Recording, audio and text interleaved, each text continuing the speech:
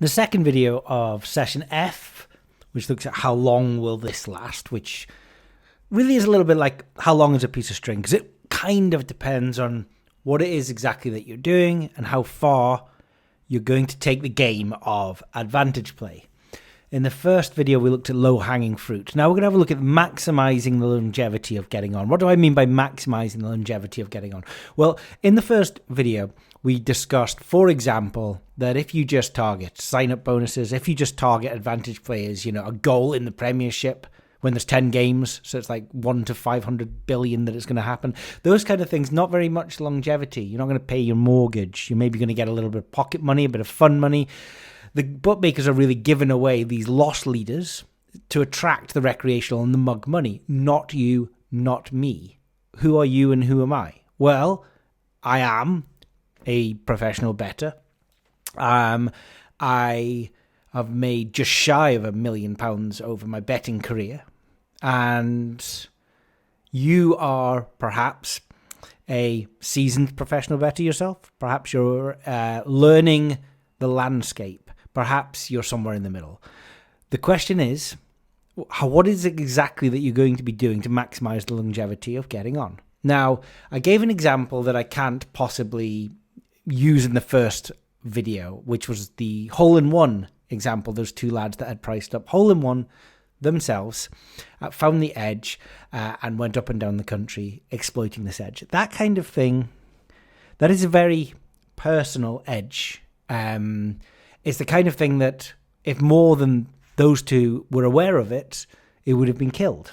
And certainly there are plenty of people that have these, if you like, personal edges. And as well, horse racing is an odd sport.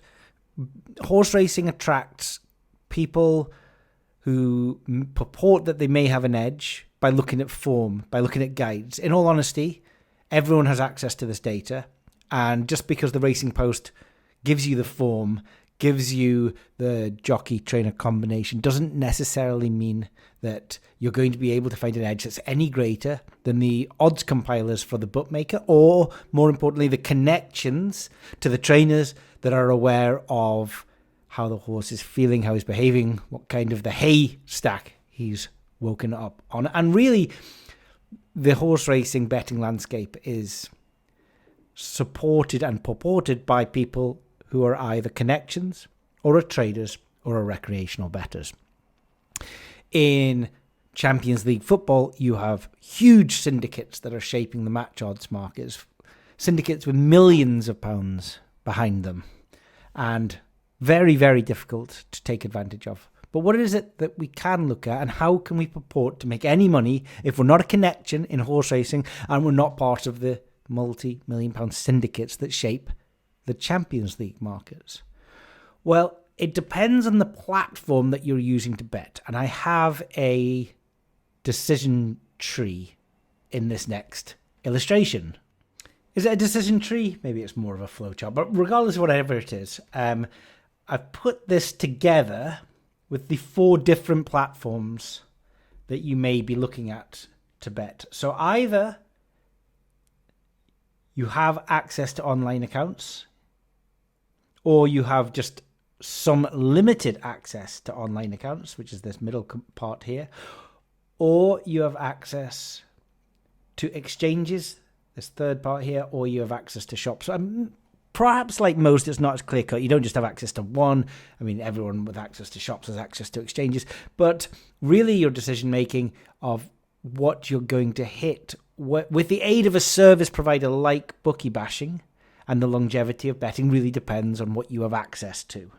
So I'm going to go through each of these branches first, but just explain the layout of this. As I say, we have people that have access to, as many online accounts as they want on the left-hand side. If you've just got 1 or 2 bookmakers left and the rest are restricted, we've got the middle here.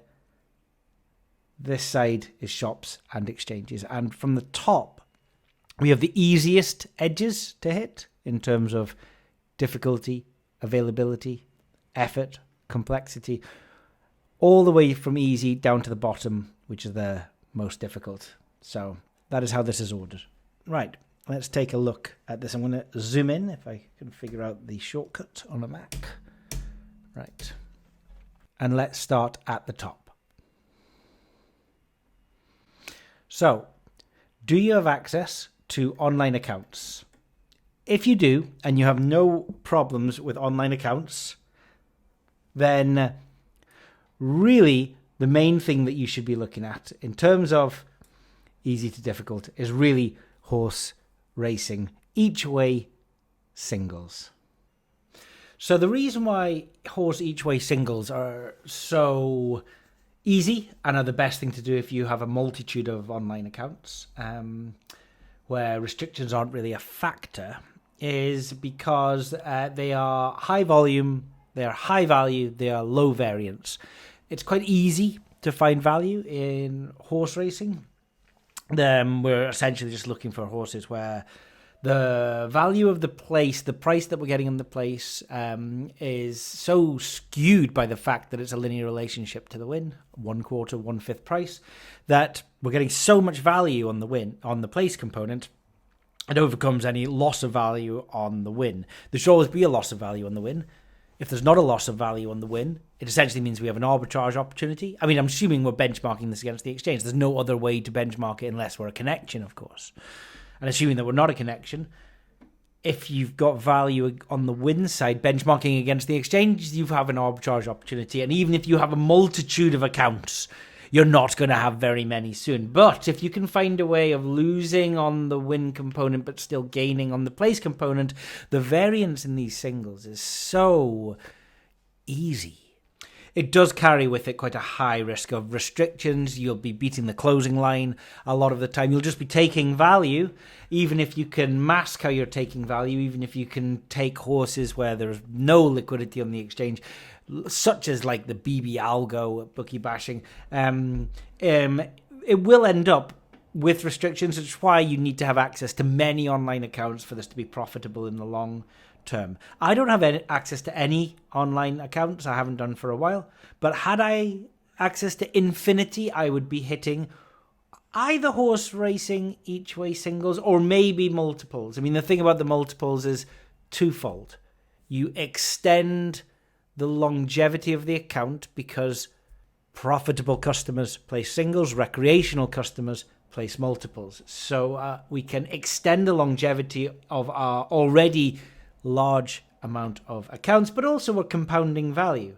And, you know, we've got that fun part of the plus EV lottery ticket with the horse racing multiples, the Trixies, the lucky 15s, the lucky 31s. We have had members at Bookie Bashing who have returned 400,000, even £800,000 on lucky 15s. In sort of equal parity in terms of the ease, as I scroll down here, we have the early payout singles. This is a concession at Bet365, Paddy Power, Sky Bet, some other bookmakers where they will pay the football team and other sports as a winner if they go up a certain score, even if they don't win the game.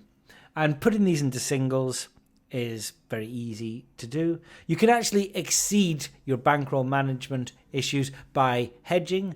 I'd never really advise hedging. It's kind of the one time it might make sense is hedging the early payout singles. You are probably going to shorten the lifespan of your accounts by betting a little bit higher. But if you've got, access to many accounts, then that is your domain. And that is the same thing that we have with online Double Delight Hat-Trick Heaven. You are able to continuously bet and be profitable at that. And to be fair with the online Double Delight Hat-Trick Heaven, it's a little bit easy and there is longevity in it because in the past, it used to be extremely easy. The Betfred, in fact, used to boost the odds of the primary goal scorer in the match to be top price. Even an ARB, you could back him, you could lay him off and hope that he scored first and get a second goal. Those days are long gone, and he's a lot tighter with his lines. But at least at a service provider like Bookie Bashing, we have ways of estimating the neutral odds and therefore the EV of every football player for Double Delight Hat-Trick Heaven pre-match and in play, which you can use the pre-match lines in the first couple of minutes there. in matches even that don't have exchange markets, because we know the first goal scorer. We can estimate that in-house by player XG divided by match XG minus 0-0, and therefore we can come up with 2+ and 3+ in neutral odds. So these three, the horse racing multiples, the early payout singles, and the online DDHH, they're still pretty easy, although they carry a risk of restriction, which is why you would need a few opportunities to continue this long term. Slightly harder, non-basic boosted odds, because the problem with boosted odds, are they all value? No. In fact, it's probably fair to say the majority aren't. So you need to have a way of knowing whether they are value or not. Now, if they're directly labelled in the exchange, for example, Manchester United to win, boosted to whatever, well, that is very high risk of the bookmaker knowing that you might be undertaking in either easy benchmarking or arbitrage. So something like that you want to avoid. Sometimes there are more complicated boosts and they appear on the exchange, but I wouldn't trust those numbers. Those are very often biased markets. In fact, it's the exchange bettors who are getting the majority of the value there. It's where no market exists anywhere. You want to sort of play the game. Can you look at the boost? I mean, what we look at a lot of the time, say Rashford to score in the game and Manchester United to win 2-1, 1-1 or 1-0. Now, I would say 3/4 of the time that type of scorecast or boost is terrible. And 1/8 of the time it's thin, and 1/8 of the time it's really good. And it's about working it out ourselves in-house, trying to work out the player XG, the player AGS, looking for things like team news, normalization that happens, the amount of goals scored by substitutes, the expected goals for both teams, so that we can come up with the score lines ourselves, that kind of thing. So these non-basic boosted odds, things that aren't directly benchmarkable, don't have exchange markets. They're very good if you have a lot of accounts. They're probably the types of boosts that you can touch. But at the end of the day, if you just have boosts in your bet history, that's probably enough for a trader to look at it and go and get rid of them. Even if you had negative EV boosts, you're probably just not losing enough. Same thing with online non-basic concessions. What's a non-basic concession? Well, a basic concession is a free bet, a £5 free bet, a £10 free bet. It's almost too easy. A non-basic concession, like the Double Delight Hat-Trick Heaven, something like double odds, something like double odds in horse racing on your lucky 15 if you have a single winner, something like 3 times the amount if you get all winners, things like this. Non-basic concessions, even a refund on your losses over a period of time can actually take negative EV betting and turn it positive EV. And early payout multiples. Actually, early payout multiples are slightly harder than the singles because you're increasing the variance and there's fewer opportunities to look for, but actually you're compounding and increasing the equity and the value, and also you are limiting the chances of the bookmaker restricting you. So the early payout multiples, while slightly harder for the advantage player than early payout singles, are definitely a means to profiting long term. Now, I think few people qualify for this category of bets where they don't really have to care about the longevity of what they're doing. So let's move on to those that are lucky enough to have online accounts, but not that many. So over here, do you have access to online accounts? The answer, some. So now we have to be a little bit more careful. We have to be protective of what we have got our hands on. And the most important thing to do in terms of the longevity of this opportunity is to appear recreational early. And by that I mean the very first bets in an account are probably the ones that are looked at the hardest. And therefore, we want to place as many negative EV, seemingly random accumulators as possible. The worst thing we can do is open an account, first bet, it's an arbitrage. Second bet, it's an arbitrage. Third bet, it's top price. Fourth bet, it's top price. I think at that point, the bookmaker goes, oh, all right, okay. I mean, I'm going to get nothing here. Bookmaker has to pay a license fee, has to pay staff, and he's going to look at you and go, you've just come out of nowhere, and I'm now going to pay you. No, it's not going to happen. So they're going to restrict you. So you should be priming the account as the first thing that you do. It's not that difficult to do because you just essentially just place random bets at the beginning. After this is done, we have to look at ways of betting, but we have to be quite protective in how we're betting. You see, if we're identified and our accounts are shut, the game is really over because we don't have that much opportunities. We do only have some access to online accounts. So we start with two different techniques here. Golf each way betting is relatively easy if we can follow some sort of process, some sort of algorithm. There are service providers out there. There are plenty of tipsters out there that will provide value on golf. At Bookie Bashing, we have the golf racing tracker, and that's relatively popular. We've been monitoring what would happen to a £1,000 bankroll since 2019, and that would be somewhere in the region of £12,500 by 2023. So golf betting is relatively easy, as is betting on steamers. So again, Bookie Bashing, you can set up any bets you want to monitor, and you can track whether they are steaming in real time or not. And anything that is steaming is going to be beating the closing line a lot more frequently, a lot more often than something that is drifting. And so if we can identify steamers and just bet more on steamers than drifters, then that's a relatively easy way of betting, whilst also kind of masking our activity, our profitable activity from the bookmaker. The next set are the occasional horse racing multiples. We don't want to be going crazy. We don't want to be placing 50 lucky 15s all on value horses in the same day. However, the occasional horse racing multiple followed by 4 or 5 different types of bets is probably enough. We can't get the same amount of volume down, but we can place the occasional one. Darts 180s lines, we can have a look at match 180s, we can have a look at session 180s, things like that. That's the kind of bet that, if we're pricing up ourselves, or we're sort of, there's never very much liquidity in the exchanges at all, and unless it's the World Championships, and so generally we can mask our behaviour. Handicaps can be targeted. If you look at rugby league, rugby union, snooker, American football, there are various different handicaps lines, and if we've got a way of working out the fair odds, again, we've got a handicaps tool at Bookie Bashing, then we can garner some edges there from the bookmaker. Again, these are no liquidity in the exchanges, so it's very difficult for the bookmaker to understand when any edge is coming from.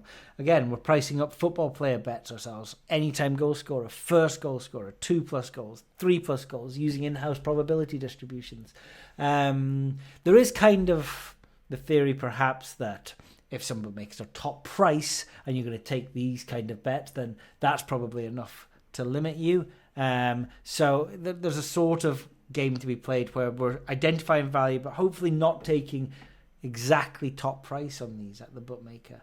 And then the sort of harder ones again, player stats, things like assists, tackles, shots on target, shots, cards. If we can find a way of working out fair odds for player stats, also bring in, where the exact edges are for player stats and for player AGS. Really, these edges exist after team news. A lot of the time, the bookmaker will have priced up as if everybody is starting, but we can get an edge after team news by eliminating those that aren't going to start and going through some sort of normalization with the match and the team expectancies, where we assign the starting 11 or the starting 10 in the case of shots on target, because we won't include the goalkeeper, where we normalize the match and team expectancies through the starting 10 and 11, and that process can dig up value on AGS, FGS, 2+, 3+, on player stats such as cards, shots on target, those kind of player stats. Quite soft markets, slightly easier to beat than match odds in the Champions League. And finally, combo bets, things like your odds, things like what odds Paddy, pick your punt, things like request bets. They're quite thin return on investment, very high volume though. So difficult to profit from, but very good at masking the fact that we are profiting from the bookmaker. In fact, some bookmakers will even increase limits based on the amount of activity that we have in these types of bets. Also, though, if we come to the end of these and we're still betting online, it's probably time to consider other betting platforms. And that's when we come to this right-hand side of our flowchart. So we have exchanges and shops available if you are completely restricted online, or even if you've just got limited access to accounts. So let's start with shops. Now, at the top here, the easiest, although not as easy as horse racing each way singles at online soft bookmakers, but still the easiest in shops that will look, and easier than anything at the exchange, would be the football coupons. This is betting on steamers, beating the closing line, and the Double Delight Hat-Trick Heaven concession, where we can get a significant stake down at Betfred multiple times if necessary. These two, bread and butter for any shop bettors. Then after this, still easier than anything at the exchange, we can pick up golf each way betting. We don't have as much opportunity to cherry pick the golfers that we want at the terms as we want at bookmakers in shops, just because there aren't as many shops as there are online bookmakers, but there's still plenty of profit to be made on the golf each way betting in shops. Horse racing multiples, again, can't get anywhere near the amount of volume down in shops, but we can certainly be going in, placing lucky 15s at William Hill, Betfred, Coral, Ladbrokes are actually quite good for lucky 15s, the Paddy Powers, and that kind of opportunity is the kind of opportunity we can get them down on SSBTs, we can go over the counter. It's probably never going to go away, and that's why there's great longevity in that. And then the virtual doubles, they fall slightly under the other concessions because the variance involved in betting at those odds means that we can go a significant amount of time without winning. For some reason, it feels like they come in clusters, the winners. They obviously don't. They're all independent, but this is the middle ground, if you like, of shop betting. And then you can find some SSBT personal edges such as the hole-in-one. I mean, I can't give those away, but all I can tell you is that they are there, and if I shared mine with you, they would end tomorrow because too many people would know about them. So it's the kind of thing that benefits you either going in yourself or having a mate or a member of a team to go in, sharing the information that is available on the machine, and then using databases and calculators to try and benchmark the equity and the fair odds that exist there. And it's another kind of like paint by numbers technique is the top price outlier. I mean, look, if your mate goes into William Hill and just tells you that he's there, why don't you load up odds check and have a look at the rugby first try scorer markets? You might just find that William Hill are 2 or even 3 notches top price ahead of any other bookmaker. Well, you don't need to know that much about rugby to know that if you're going to bet on a top price outlier that is 2 or 3 notches ahead of the second bookmaker, why don't you just go and bet on that blindly over and over again? It's probably likely to be a profitable proposition. And that doesn't take a lot of skill, but it does involve someone actually being in shop and then somebody else checking these prices that are sent through to them. Then we come finally to the exchange, which is probably as easy to begin with as the hardest shop bets, as the hardest.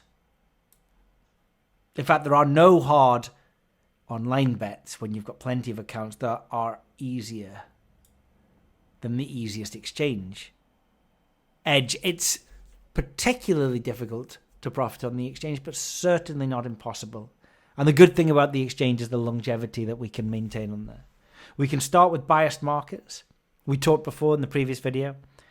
If Sky Bet have boosted Salah to score or have a shot on target from 1 to 10 to evens, and the exchange is up at 1.8, well, all we need to know is what really are the fair odds. We need to separate our database away from the exchange. If it tends to be 1.3, 1.4, we've got a huge equity bet on the exchange there. After this, following golf outright or first round leader, when smart money and syndicated money comes into the market. If you can identify when smart and syndicated money comes into the market, we got a golf tracker at Bookie Bashing that can identify that. Then betting golf outright, first round leader outright on the exchange can be a profitable long-term proposition. After about 4 years of doing this, I think we are 50 or 60% return on investment on the exchange. We've got football secondary markets. We might not be able to beat match odds on the Champions League, but can we beat match odds on both teams to score? Can we beat win both halves? Can we beat Asian handicap lines? Also, the player markets, the AGS, the FGS, the 2+, the 3+, these tend to have value, especially after team news, and normalization means that we've got access to the type of data that a lot of bettors on the exchange do not have. And then at the lower ebb, we have steamers, we have 180s markets, which unfortunately become more illiquid over time due to the poor structural corporate behavior of Betfair. And we have in-play edges, which is something we put our hands over. We say we do not offer at Bookie Bashing, although some pre-match data could come in handy. In-play edges really take a lot of gut instinct, but sometimes if something smells like a fish and looks like a fish and dances like a fish, it might just be a fish. Is that the phrase? It might not be the phrase, but what I'm saying here is that I was watching South Africa versus Japan in the Rugby World Cup, and Japan were 200-1 pre-match, and after 10 minutes it looked like two evenly matched teams battling out each other. Of course, the South Africans were physically bigger than the Japanese, and the Japanese were going to tire over time, but there was something that was shouting at me that whoever had set those lines, the traders, had assumed that this would be a walkover, that the handicap line would be -60 or something like that. And the first 10 minutes just seemed to prove that that wasn't going to be the case. And so I had a little bit on Japan at 200-1. And then as the match went on, I was topping up at 150 and 20 and 10-1. Japan went on to win that match. I mean, obviously, I'm cherry picking the time that I remember when I won. There's been plenty of times where I've got it wrong. But what I'm saying here is that if you can understand what the pre-match lines were, kind of understand what the performance should be for both teams, especially when there's a strong favourite and a strong underdog, and then you're watching the match with your eyes and you can understand the sport itself, the possession, the territory, and how well each team is performing. Some in-play lines move very slowly, and some in-play lines simply refuse to have the courage to admit that the lines before the matches were wrong, especially when nothing's happened. Generally, things get reset after a goal or a try like that, but that instance in the match when it's 0-0 can be very profitable. That's why a lot of bad trading advisors say, don't bet on over 2.5 goals before the match, because if you wait 5 or 10 minutes into the match, you'll get better odds. It's utter nonsense. You know this probably as listening to this video and this series of videos this far, that all that's happened is the goals expectancy in the first 5 or 10 minutes, because it's 0-0, has started to creep down, meaning the odds have gone up. You've not got better odds. You've just got different odds because you've got a different expectancy. So all that's happened there is that there is a relationship between the expected number of goals and the minutes left in the match, and the minutes have creeped up. What we want to know is that there was an expectancy for the home team and an expectancy for the away team pre-match. After 5 or 10 minutes, does that still hold true, or do your eyes suggest something different? A very difficult edge to provide technological and database management for. But with practice, in-play edges are definitely somewhere where experienced, advantaged players and professional bettors can get an edge on the exchange. So I hope that gives you some clarity and some advice on the longevity that is available to professional bettors and advantaged players, depending on whether they have access to plenty of online accounts or just some, or whether they're restricted and they have to target shops and exchanges. We are going to finish the training course video with video 3, where we're going to discuss adapting and changing in the advantage play market.